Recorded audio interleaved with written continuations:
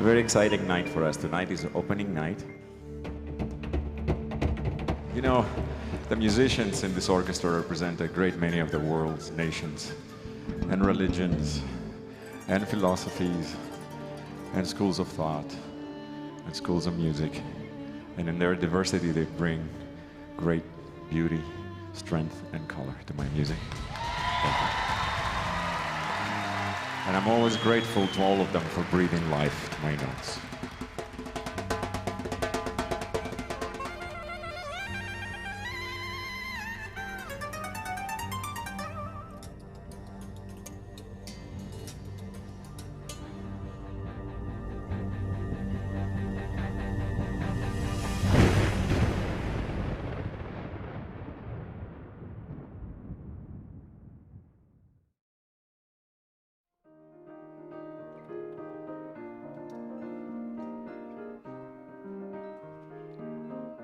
I want to affect people in a good way, just to lift their spirits, open their hearts, move them emotionally. Ready? Do it.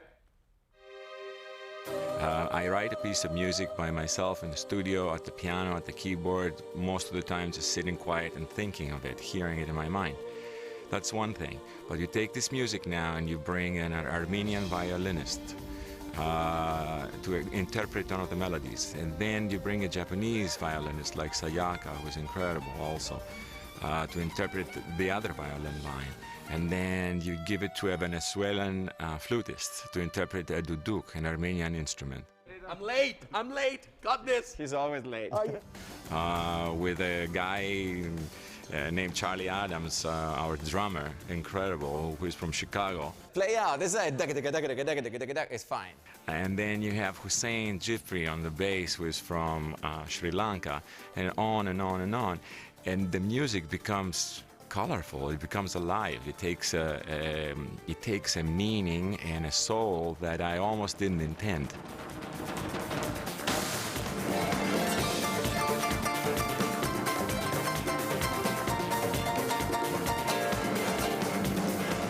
We have all these different ethnic people, different religions, different musical styles, and we all get along. Within a month from the time we start being all together, all these musicians, I believe, become much more intelligent because they're learning from each other too. And the whole show benefits from that. And I'm the catalyst. I just love watching that take place. And I just have to make sure I don't control it too much. Good catch. Bravo. Very good. No Spanish, no more Spanish around here. I come to rehearsal and I go Spanish. And now I got the Japanese speaking Spanish, I got Armenians speaking Spanish, I got Russians trying to speak English. Oh. Yeah. Sometimes this happens during rehearsal and I pretend I know what they just said. The part that's the most enjoyable for me is the multicultural thing that's going on all the time. Because everywhere you turn, it's a different accent. You know, it's somebody who has a different history from yours, a different perspective of their own music and what they bring to this music. And it's the way it ought to be. It's the way life ought to be all the time. Because after you get to know everyone, there's no colors, there's no accents. It's just people that all dig doing music together, and that is so cool, and I really miss it when I'm away from it.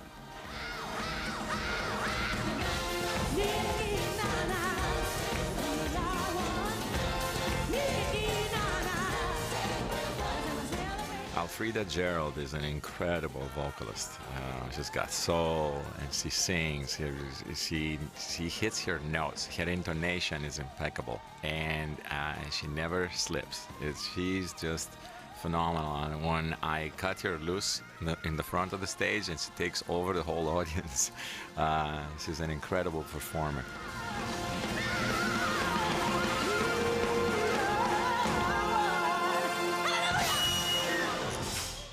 Yeah. Very good. Excellent. Excellent. Normally you guys be standing up. You know what it is, right? So don't forget it next time. Remember, we're training camera guys. If they don't know you're going to be up, they don't know they're going to shoot that. When I met Walter at the very beginning, I just hired him because he was an incredible percussionist. And a great sense of rhythm and accuracy, and very powerful. That's what I liked about Walter. He's a powerful performer.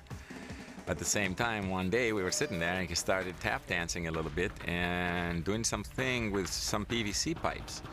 And I went, what is that? I asked him to do a little more for me, and I just watched him do it, and it blew me away. And I thought, why don't we figure out how to bring this into the concert?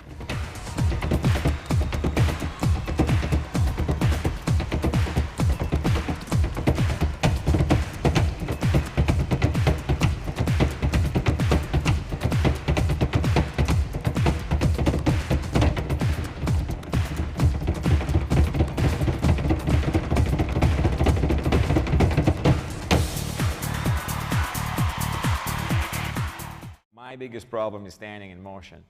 And it's nothing to do with anybody, it just has to do with the writing. The song wasn't meant to do what we're making it try to do right now. Sometimes what you create tells you what it wants to be, and you have to be sensitive enough to allow it to be that.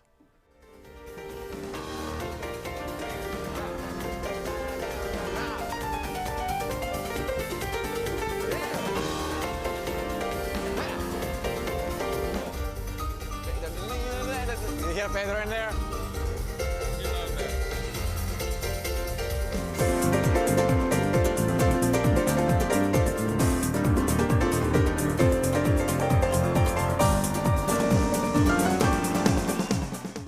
The West Palm Beach rehearsals are the raw rehearsals, are the first time the musicians are getting together with each other. The entire orchestra is not there. Maybe 1/3 of the orchestra is there. And we work through parts of music, and then eventually the entire pieces of music as we try to make them work. When you cannot buy it, you gotta make it.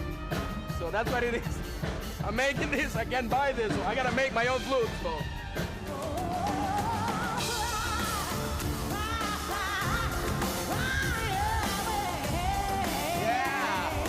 Yeah, that's it.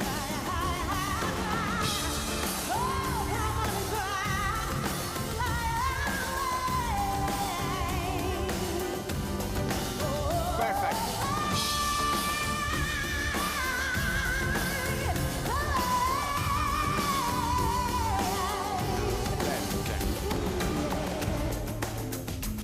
Great, great.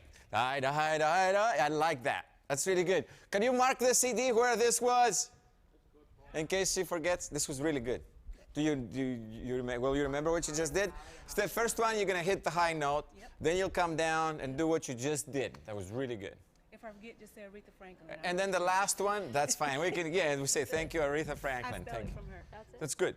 If you're going to steal from somebody, Aretha Franklin is a good person. As soon as I can get Ramon off the phone, I can rehearse. What is that high-end chicky stuff? That's not it. Oh, maybe, yeah, this one.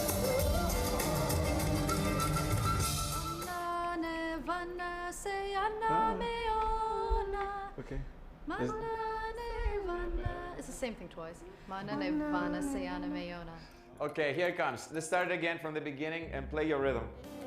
I have the concept of the songs and what I want to see happen, plus I keep in mind who I'm working with, because a lot of my musicians are not from America. They were raised in different cultures with different philosophies and different religions and different ideas about how music should be done. If I am clever, I would allow those philosophies and those emotions to come into my music, and then through this complexity comes beauty because it becomes unique. A strict, straight orchestral performance, you got a pretty good idea of what you're going to hear. You know, and if you go to see a band that's been built as a world band or something, you get an idea of what you're going to hear because those genres are so straight. Because Yanni brings in so many different things, you know, percussion and hammered dulcimer and a Paraguayan harpist and, you know, violinist from Armenia and all these different colors, and pulls it all together. You get something that's different from world music. It's certainly different from any techno or any pop or classical. It's really got its own thing.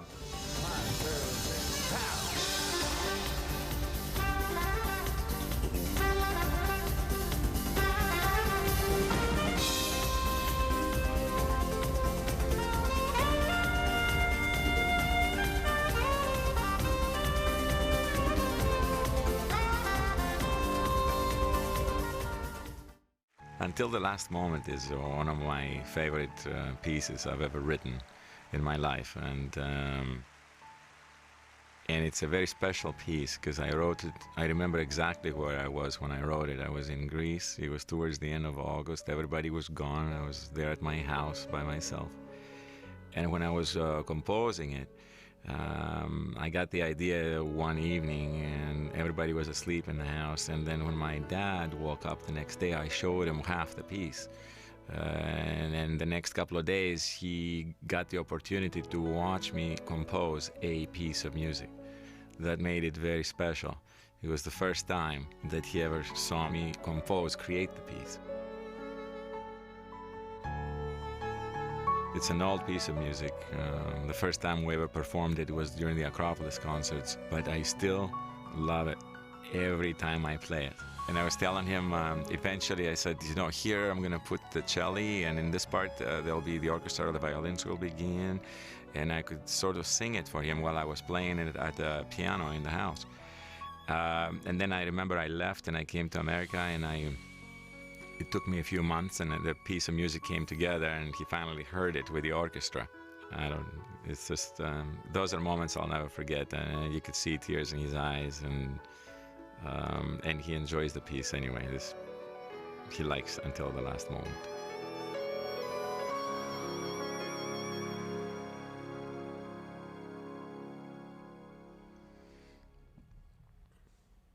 What do you think? I wake up in the morning, I drink a lot of coffee, and I just begin working. What kind of work do? I do everything.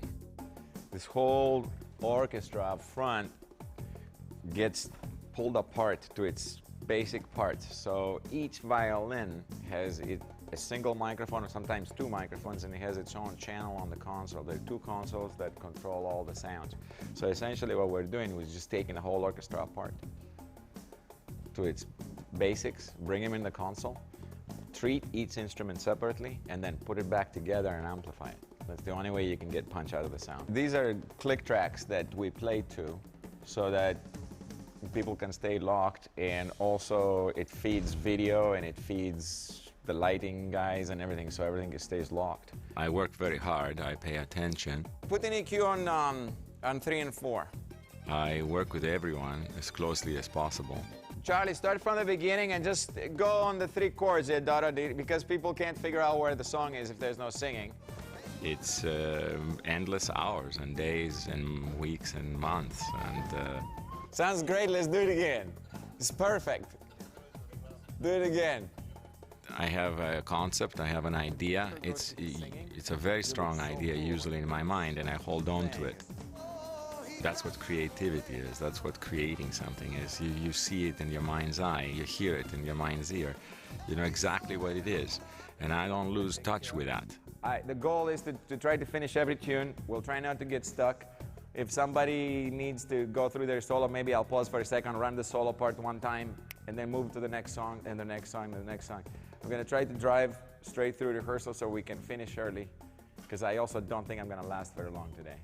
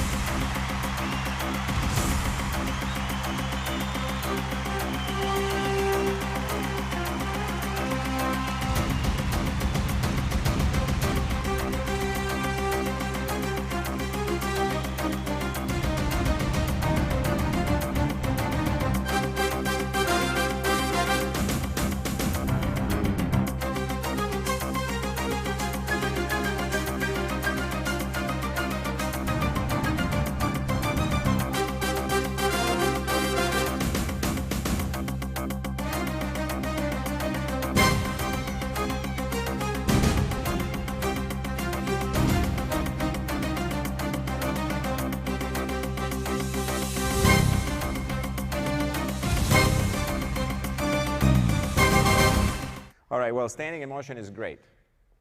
It's working. I don't have a problem with it. It's going to be the opening. In fact, when I get to the keyboard stations at the very beginning, I'm thinking, here it goes, da, da, da, da. I think I'm going to have lasers going all around, especially on the plucked violin part. and maybe create a cone that actually responds to that plump, plump, plump, plump, plump. You can just do that.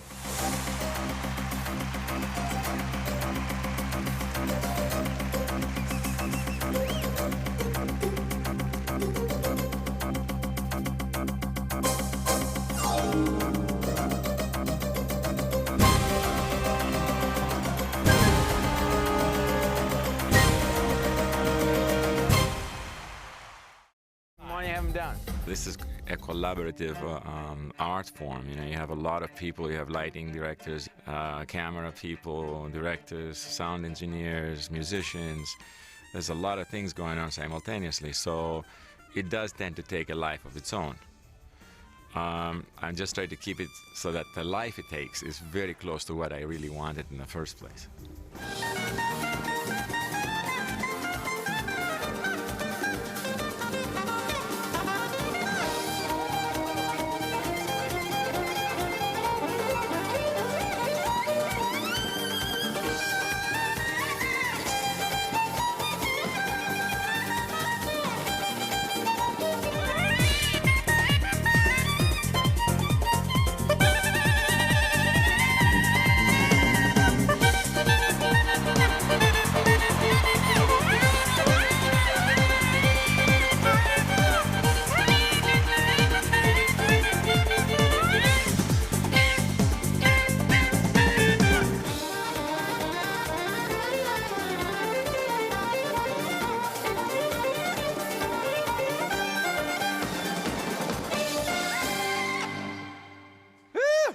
Smoking!